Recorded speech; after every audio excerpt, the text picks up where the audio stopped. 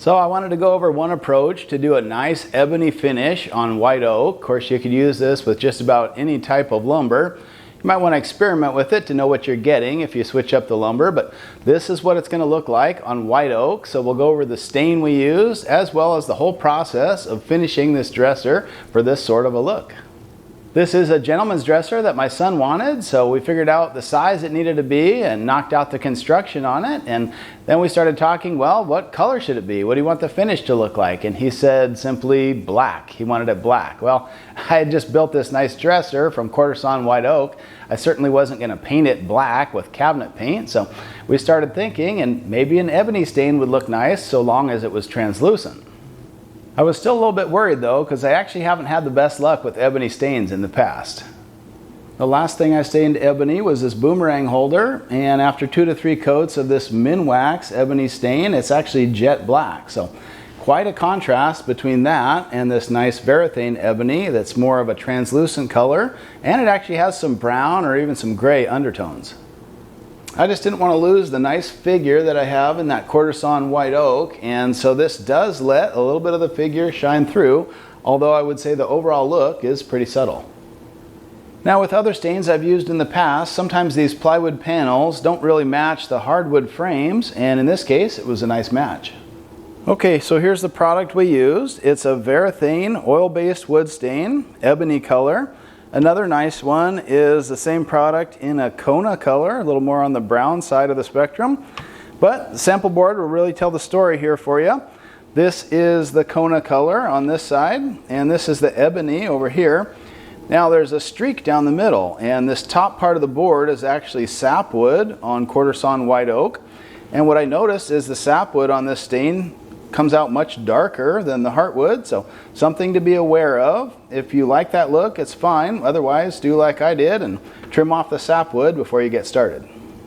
So on the left side, the Kona has kind of the deep brown color, also very attractive. So if you want more of a brown look, consider that Kona color. And here's a bit of the ebony stain on some riffs on white oak, and you do nicely see the grain through there. It's a little bit flat before the finish is applied, but still very nice looking. I thought it was interesting though, on the stir stick that had been dipped several times, it does come out jet black, very much like that Minwax stain that I used on that boomerang holder. One of the main things I look at when I'm choosing a new stain is workability. In other words, can I flood the surface and come back at my leisure and wipe that back, knowing that it's going to give you a nice consistent look, even finish with no lap marks or witness marks, and workability is very good with this varathane stain. In contrast, if you've ever used a dye finish, you know how scary that can be to apply, and you have to work very quickly. If it's a water-based dye, for instance, you're going to raise the grain, so there's a whole set of problems associated with that. If it's an alcohol-based dye, then you have to work even quicker to avoid those lap marks, and sometimes once those set, you really can't do anything to fix them. Now, if you're a master finisher, you can probably handle some of those dyes, or maybe you like to spray them in a controlled environment, and that can certainly work. But I think for the beginner, the newbie out there that wants to make nice looking furniture, but they don't have every tool at their disposal, sometimes you want an easy way to apply a finish and know that you're going to get consistent results.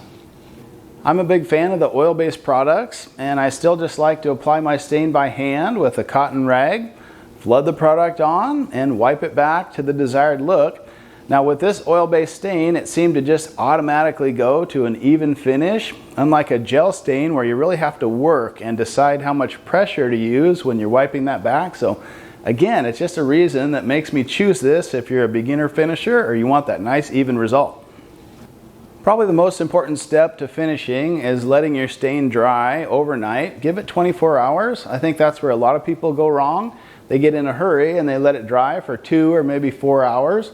And then when you go to apply your top coat, some of that stain is actually lifting up, and that can give you a blotchy finish or all sorts of problems. So always wait that full 24 hours or overnight to let that stain dry. The only negative I could find at all with this stain is that before you get the top coat on, it's not terribly resistant to wear or abrasion. For instance, I was just fitting the drawers, and in the process of putting the slides and drawers in a couple times to check the fit, it kind of lightened up the finish a little bit, but Overall, because this is going to have 2 coats of a lacquer on top, I'm really not concerned about that, and I'm still quite happy with this product. Now you always want to use a top coat over the stain to give it a little bit of durability and moisture resistance. Now as a dresser, it might not have a drink sitting on it like a nightstand or a coffee table might, but still you want to use a good durable finish. There's a lot of good choices for that, but my preference is to use 2 coats of a pre-catalyzed lacquer, and that's the finish that I always spray on. Today I'm spraying with the D6 and the T75G gravity feed gun, so I'll drop links down in the description to a couple of my favorite spray systems if you're researching those, but I want to give you the tip of the century for working with a turbine system like this. What I do is attach not 1 but 2 of these flexible whips, so I have a good long length of nice flexible hose, and I'm not dealing with this heavy garden hose that Fuji still uses as their air hose. They are durable, but they're just unwieldy, so I like 2 lengths of the flexible whip. Makes all the difference for maneuvering in your shop. And by the way, for spraying a clear lacquer, I actually prefer a 1.0 millimeter tip. That's a little bit smaller than what's typically recommended, but I get the best finishes with that. Just remember to strain your finish before it goes into the cup. And the remote control is actually included on the D6. I had to add that accessory to my Q5, so I'm really glad this one's included.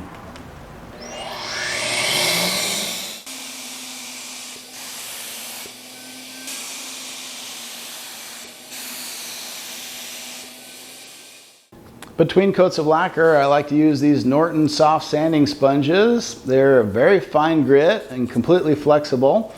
I usually use the variety in the 800 to 1000 grit or so, depending on how the finish came out, but just a little scuff sanding after the first coat. And then the second coat gets wet sanded with those same sponges, and it just gives a really nice feel to that finish. So if you're new to spray finishing, you might say, well, what kind of system do I need to spray a finish like this? And luckily, to spray a clear lacquer, just about any system will work. A pretty basic HVLP gun like this, gravity feed, hooks up to any air compressor, will do the job just fine, although you'll notice a lot more overspray with a gun like this. Lately, what I've been preferring is one that hooks to a turbine style sprayer.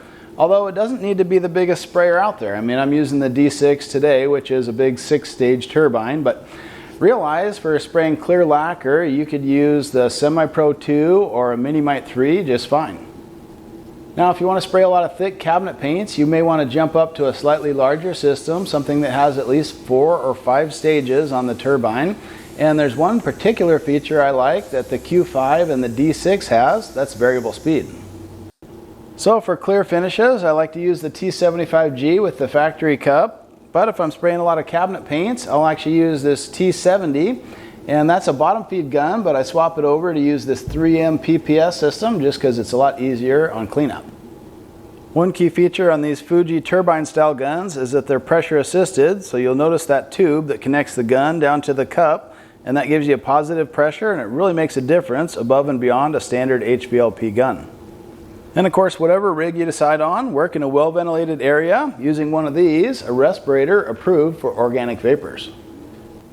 I don't find the brand of lacquer makes that much difference, but you do want to get a sprayable lacquer as opposed to the brushing lacquer that you typically find at a home center.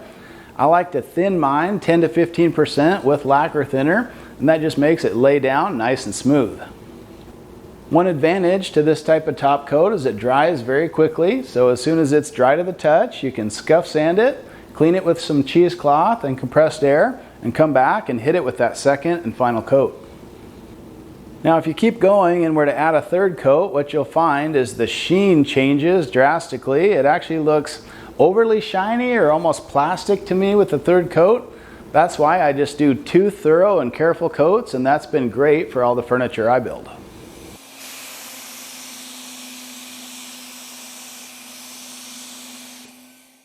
So this can be a nice approach to get a deep ebony finish, especially if you're worried about the more complicated finishing schedules like ones you may have read about with a dye as the base layer and then gel stain over the top. Those finishing schedules can honestly take 3 days to apply, and the results can be highly variable just depending on your skill and experience level. This, on the other hand, is very beginner friendly. It's just an oil-based stain with 2 coats of lacquer. So do remember this color choice and see if you want to give it a try in the future. Also, drop down to the description box. You'll find links to some of my favorite spray rigs. Well, I gotta admit, I definitely was not sold on the idea of an ebony finish, but after seeing this version from Varathane, I'm on board. I like it. Solid oak drawer boxes, soft close slides. This kid doesn't know what he's getting.